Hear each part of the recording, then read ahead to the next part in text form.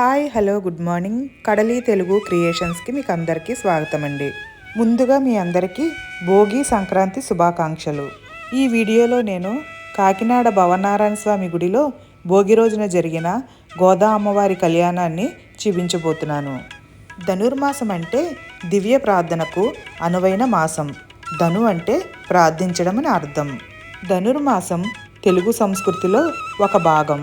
దేవాలయాలలో జరిగే ఆగమ విహిత కైంకర్యాలలో స్థానిక ఆచార వ్యవహారాలు, ఇతర సాంప్రదాయాలు కలగలిసిన అంశాలలో ధనుర్మాసం ఒకటి. గోదాదేవిగా జన్మించిన ఆండాళ్ తల్లి భగవంతుణ్ణే భర్తగా భావించి ఆయన్ను చేరుకోవడానికి సంకల్పించిన వ్రతమే తిరుప్పావే. తిరు అంటే శ్రీ అని, పావే అంటే పాటలు లేదా వ్రతమని అర్థం. తిరుప్పావేలో పాసురాలుంటాయి. పాసురం అంటే ఛందోబద్ధంగా ఉన్న పాట. ఆండాళ్ తల్లి అపురూప భక్తి పారవస్యాన్నే శ్రీకృష్ణదేవరాయలు ఆముక్త మాల్యాద అనే గ్రంథంగా అందించారు. తిరుప్పావే వ్రతానికి కొన్ని విధి విధానాలు ఉన్నాయి. సూర్యోదయానికి ముందే స్నానం ఆచరించి క్రమం తప్పకుండా స్వామి కీర్తనలను, పాసురాలను పాడాలి. నిత్యం స్వామివారికి పొంగల్ను నివేదించాలి. సృష్టిలో భగవంతుడొక్కడే పురుషుడు, మానవులంతా స్త్రీలు అనే ఉద్దేశంతోనే విష్ణుమూర్తిని శ్రీవారు అని సంబోధిస్తూ ఉంటారు. అలాంటి శ్రీ మహావిష్ణువును భర్తగా పొందాలనే తలంపుతో గోదాదేవి ధనుర్మాసంలో చేసిన ఈ వ్రతం ఇప్పటికీ మహిళలు ఆచరిస్తూ ఉంటారు. ధనుర్మాసం మొదటి రోజున ఈ వ్రతాన్ని ఆరంభించి భోగి రోజున ఆండాళ్ శ్రీరంగనాథుల కళ్యాణం జరిపించడంతో ఈ వ్రతం ముగుస్తుంది. వైష్ణవ సాంప్రదాయం ప్రకారం భక్తిలో మునిగి తేలేవారిని ఆళ్వారులు అంటారు. 12 మంది ఆళ్వారుల్లో విష్ణు చిత్తుడు మొదటివాడు. ఆయన గోదాదేవికి భక్తి సంపదలను వారసత్వంగా ఇచ్చారు. భూదేవి ఆండాలుగా జన్మించిందని చెబుతారు. జనక మహారాజు భూమిని దున్నే సమయంలో సీతాదేవి దొరికినట్టు శ్రీరంగనాథునికి పుష్ప కైంకర్యం కోసం విష్ణు చిత్తుడు తులసి తోటను సాగు చేస్తుండగా ఆండాళ్ దొరికిందంటారు. ధనుర్మాసం 30 రోజులకు ఒక్కొక్క రోజుకి ఒక్కొక్క పాసురం చొప్పున గోదాదేవి రచించిన 30 పాసురాలు మంచి అలవాట్లతో జీవించమని, తోటివారికి సాయపడమని, భగవంతుని తప్పనిసరిగా ఆరాధించమని సూచిస్తాయి. మొదటి 5 పాసురాలలో చిత్తశుద్ధితో భగవంతుణ్ణి ప్రార్థిస్తే వానలు కురుస్తాయి, పంటలు పండుతాయి, దేశం సుభిక్షంగా ఉంటుంది. శ్రీకృష్ణుణ్ణి పూలతో పూజిస్తే పాపాలు నశిస్తాయని గోదాదేవి విన్నవిస్తుంది. 5 నుంచి 15 పాసురాలలో గోదాదేవి చెలులతో కలిసి పూలు సేకరిస్తూ పల్లె వాతావరణాన్ని వర్ణించే అంశాలుంటాయి. పక్షుల కిలకిల రావాలు, రంగురంగుల పూలు, వెన్నన చిలకడంలో సంగీత ధ్వనులు, దేవాలయంలో వినిపించే శంఖారావం వర్ణనలు ఉంటాయి. ఉదయాన్నే గోదాదేవి ఒక్కొక్కరింటికి వెళ్ళి తన చెలులను తట్టి లేపుతూ వారిని నదిలో స్నానానికి సిద్ధం చేస్తూ శ్రీ మహావిష్ణువు అవతారాలను పొగుడుతుంది. గోదాదేవి తన చెలులతో కలిసి చేసిన దేవాలయ దర్శనమును 15 నుంచి 20 పాసురాలు వివరిస్తాయి. భగవంతుణ్ణి నిద్ర మేల్కొల్పడానికి ఆండాళ్ సుప్రభారతాన్ని ఆలపిస్తుంది.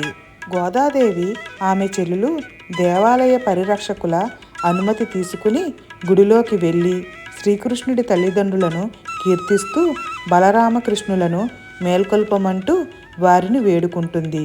తర్వాత వారు కృష్ణుడి అష్టమహిషుల్లో ఒకరైన నీలాదేవిని దర్శించి ప్రార్థిస్తారు. 21 నుంచి 29 పాసురాలు భగవంతుడి గొప్పతనాన్ని వివరిస్తాయి. ఆఖరి పాసురంలో గోదాదేవి తను విష్ణు చిత్తుని కుమార్తెనని, ఈ 30 పాసురాలు తాను రచించి పాడానని, ఎవరైతే వీటిని భక్తితో గానం చేస్తారో వారికి భగవంతుని కృప తప్పక కలిగి తీరుతుందని చెబుతుంది. తమిళనాడులో శ్రీ విల్లిపుత్తూరులో నిరంతరము వటపత్ర సాయికి మాల కైంకర్యము చేయు శ్రీ విష్ణు చిత్తుడు తులసివనమునకే భూమిని దున్నగా ఆండాళ్ తల్లి శిశువు రూపంలో భూమిలో కనపడింది. ఆ శిశువును చూసి పరమ సంతోషంతో విష్ణు చిత్తుడు ఆమెను ఇంటికి తీసుకుని వెళ్ళి పెంచమని తన భార్యకిచ్చాడు. ఆమె ఆ పసిబిడ్డకు గోదాదేవి అని నామకరణం చేసింది. ఆ పసిపిల్ల దినదిన ప్రవర్ధమాన మగుచు అందరినీ సంతోషపెట్టేది. శ్రీమన్నారాయణుని మీద అమితమైన భక్తిని ప్రేమను చూపించేది. శ్రీమన్నారాయణ్ణి తప్ప మనుజులనెవ్వరిని వరించబోనని తన నిశ్చయమును తెలిపింది. తండ్రి విష్ణుచిత్తుడు ప్రతిరోజు శ్రీ విల్లీపుత్తూరులో వటపత్ర సాయికి మాల కైంకర్యము చేయుట చూసి గోదాదేవి పరవశించేది. తండ్రి కట్టిన మాలలు తండ్రికి తెలియకుండా తన మెడలో ధరించి నూతిలో తన సౌందర్యం చూసుకుని తిరిగి ఆ మాలలను యథాస్థానంలో ఉంచేది. ఒకనాడు తండ్రి ఇది చూశాడు. అది తప్పని భావించాడు. నిర్మాల్యమైనదని ఆనాడు వటపత్ర సాయికి పూలమాలలు సమర్పించలేదు. గోదాదేవిని సున్నితంగా మందలించాడు. అమ్మా, స్వామికి నిర్ణయింపబడిన పూలదండ నీవు ముందర ధరించుట అపచారమమ్మా అని చెప్పాడు. గోదాదేవి తన మెడలో ధరించిన పూలదండలు సమర్పించకుండా ఉండుట చేత విష్ణుచిత్తుని కలలో వటపత్ర సాయి కనపడి కారణమడిగాడు. విష్ణుచిత్తుడు తన కూతురు చేసిన చిన్న అపరాధమును వివరించి, అందుకే మీకు మాలను సమర్పించలేకపోయాను, కొత్తవి తయారు చేయుటకు సమయం లేకపోయింది అని విన్నవించుకున్నాడు. వటపత్ర సాయి చిరునవ్వుతో విష్ణుచిత్తుణ్ణి చూసి, నీవు బాధపడకు, సందేహించకు. గోదాదేవి తాను ముందు ధరించిన మాలలే మేము కోరదగినది. ఆమె మెడలో ధరించిన మాలలు మాకు వద్దు. ఆమె విషయం మీకు తెలియదు. లక్ష్మీదేవియే ఈ లీలా విభూది యందు భూలోకమున గోదాదేవిగా అవతరించింది అని చెప్పాడు. గోదాదేవి ధూపదీప నైవేద్యాలతో స్వామిని పూజించేది. ఒక రోజున గోదాదేవి తన తండ్రిని 108 దివ్య తిరుమలలోని మూర్తుల కళ్యాణ గుణగణములను చెప్పవలసిందిగా కోరింది. అప్పుడు తన తండ్రి చక్కగా వివరించి చెప్పాడు. గోదాదేవి ఆ వర్ణనలను వింటుంటే శ్రీరంగమున వేల్చేసియున్న శ్రీరంగనాయకుని సౌందర్యమునకు ముగ్ధురాలయ్యింది. ఆయననే వివాహమాడదలిచింది. గోదాదేవికి శ్రీరంగనాథునికి వివాహం ఎట్లు జరుగుతుందని విష్ణుచిత్తుడు వ్యాకులపడ్డాడు. వటపత్ర సాయికి మొరపెట్టుకున్నాడు. వటపత్ర సాయి, నీ కుమార్తెను శ్రీరంగనాథుని సన్నిధికి తీసుకుని పొమ్ము అని ఆదేశించాడు. శ్రీరంగనాథుడు ఆ రోజు రాత్రి విష్ణుచిత్తుని కలలో కనిపించి, నేను నీ పుత్రికను వివాహమాడదెను, సిద్ధంగా నుండుము అని చెప్పాడు. మరుసటి రోజు శ్రీరంగనాథుని ఆజ్ఞ మేరకు ఆయన భక్తులు, అర్చకులు మేళతాళాలతో విష్ణుచిత్తుని వద్దకు వచ్చి గోదాదేవిని, విష్ణుచిత్తుణ్ణి శ్రీరంగనాథుని కోరికపై పల్లకిలో శ్రీరంగమునకు తీసుకుని వచ్చిరి. ఆ దినము స్వామి ఆజ్ఞ చొప్పున శ్రీరంగనాథుని విగ్రహమునకు గోదాదేవినిచ్చి వివాహం చేసిరి. గోదాదేవి అందరూ చూస్తుండగా శ్రీరంగనాథుని గర్భాలయంలోనికి పోయి శ్రీరంగనాథునిలో లీనమైపోయింది. శ్రీరంగనాథుడు విష్ణుచిత్తుణ్ణి చూసి దిగులు చెందవద్దని చెప్పి ఆయన సత్కరించి పంపించారు. గోదాదేవిని 12 మంది ఆల్వారుల్లో చేర్చారు. ధనుర్మాసంలో ఆమె ప్రతిరోజు రచించి పాడిన తిరుప్పావే పాసురములు జగద్విఖ్యాతి నొంది అన్ని వైష్ణవాలయాల్లోనూ ధనుర్మాసమందు ప్రతి ఏటా అత్యంత భక్తితో ప్రజలందరూ 30 రోజులు పాసురములు పాడుచు లోకోత్తరమైన సేవలు చేయుచున్నారు.